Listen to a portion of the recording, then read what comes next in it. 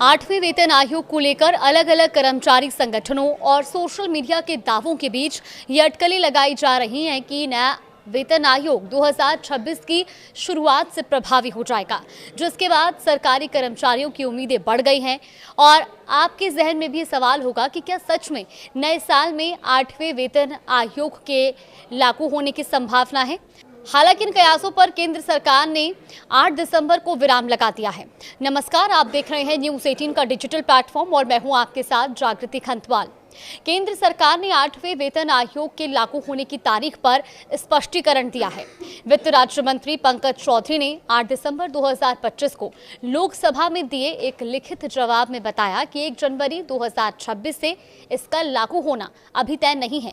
उन्होंने बताया कि वेतन आयोग को 3 नवंबर 2025 की अधिसूचना से 18 महीने के भीतर अपनी रिपोर्ट सौंपनी होगी, जिसके बाद ही सरकार अंतिम निर्णय लेगी।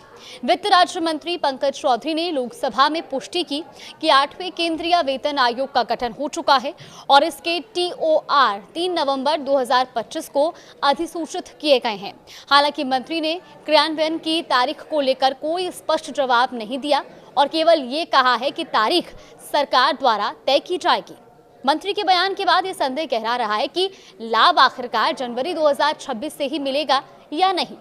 पेंशन संशोधन या DA विलय को TOR में स्पष्ट रूप से शामिल किया गया है या नहीं, इस पर सरकार ने कोई जानकारी नहीं दी है।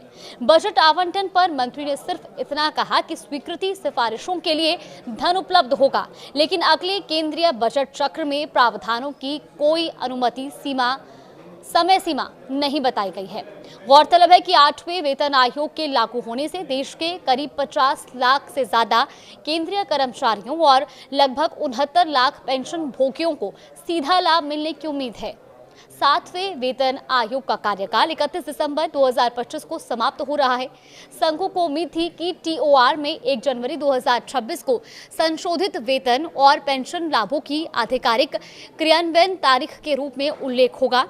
अब क्योंकि स्थिति स्पष्ट नहीं है और ऐसे में इसको लागू होने में देरी की आशंका और बढ़ा दी है। हालांकि ऐतिहासिक रूप से वेतन आयोग की सिफारिशें लागू होने में 2 से 3 साल लेती है। अब आखिर कब तक इसकी स्पष्ट तारीखों का ऐलान होगा, ये फिलहाल देखना होगा।